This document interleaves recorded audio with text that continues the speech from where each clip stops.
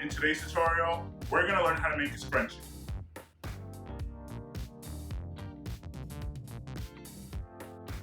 Hi friends, welcome back to So Obvious. I'm Apollinar.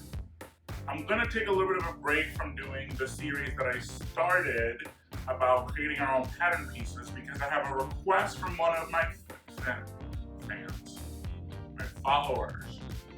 One of my followers, I'm not famous. She told me that because scrunchies are back in style, it would make sense for me to do a tutorial on how you can make your own. So that's what I'm going to do. I'm going to show you how to make your own.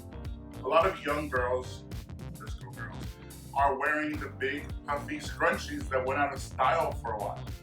Now they're back. For today's tutorial, we're going to need some elastic. I recommend elastic that is 1/4 of an inch to 1/2 inch wide. If you use elastic in these two sizes, it's a lot easier for it to be hidden by the fabric surrounding it. If the elastic is a little bit wider, it's going to create unsightly bulges or kind of start turning the fabric into itself. I'm going to be using this velvety velour type of fabric that I found in my stockpile. When creating your own scrunchie, I would recommend that you use a soft or silky fabric, just because it's going to be less abrasive on your hair and it's not going to leave you like a bald-headed bitch. Like you're going to end up having to go do like bald-headed hood rat instead of wearing a scrunchie or something. When you're choosing on your own fabric, if you're not sure what to choose, just think to yourself, would Lana Del Rey wear a scrunchie made out of this fabric? If the answer is yes, you're in the right zone. And then of course we're going to use our sewing machine, sewing needles, and scissors. So let's get started. First thing we are going to do is cut a piece of elastic. I'm going to be doing it at about 10 inches without stretching it. You measure it out, cut it, and then we're going to move on to our next part, which is cutting out our fabric. For the fabric, we're going to be cutting a 23-inch across by 4 inches wide piece. I'm going to be using this red tailor's chalk to mark it. Hopefully it's kind of sticky. If you're using a stretch fabric, make sure that you do not stretch it when you are measuring, otherwise it'll give you the wrong measurements.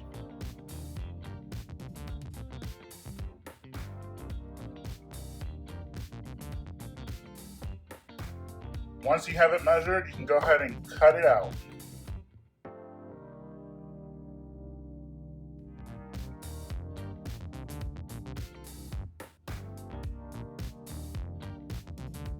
Now that we have both of our pieces cut out, we are ready to do some sewing. Okay, so for the first thing we're going to do is we are going to take our fabric, we are going to cut it. We are going to fold it in half, matching up the sides, and we are going to sew it at a 1/4 inch seam allowance all the way down to create one long tube.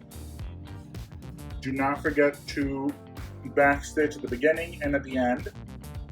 Also, if you are using a silky, very slippery fabric, make sure you take it slowly because it is very easy for it to slip and start puckering. And some of these shiny fabrics are not very forgiving when it comes to mistakes.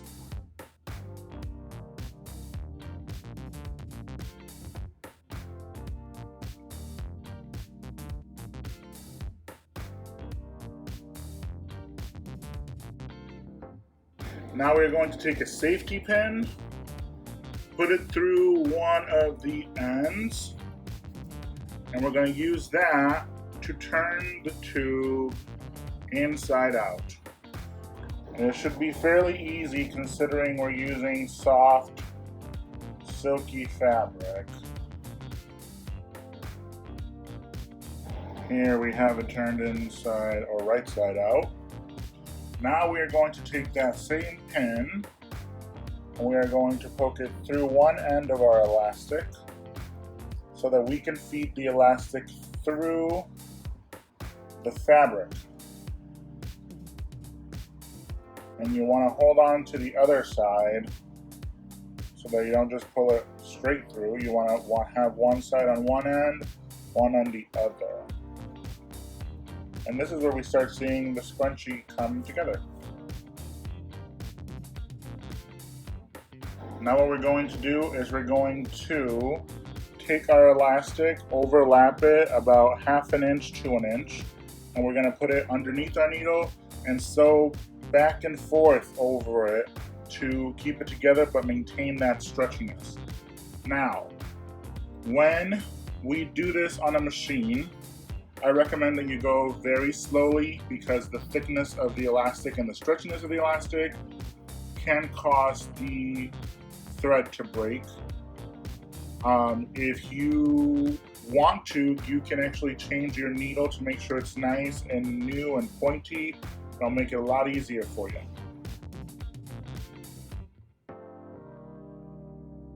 Now that we got that sewn, we can finish by closing off this edge of the scrunchie. So we're going to go back to the working table because we're going to be doing that by hand. So we're going to thread our needle and where the hell's, there we go. We are going to close off this seam with a slip stitch. So we're going to start it off by hiding it inside it. Pull it through. And I would do about a 1/4 inch on both sides, kind of go through to close up the seam and leave the raw edges on the inside. So we're going to go from one side to the other, then here about 1/4 inch, put it through, over to the other side, 1/4 inch. And it's just a slip stitch, very simple, very easy. And we're going to do that all the way around.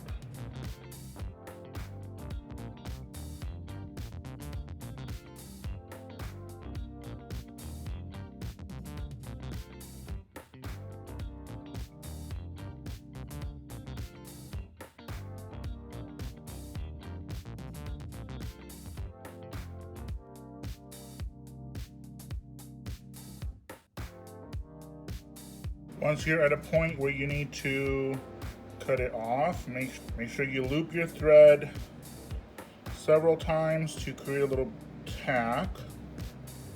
Once you've done that, you can push it through, wrap the thread around it a few times, pull it through tightly, and you can cut it off.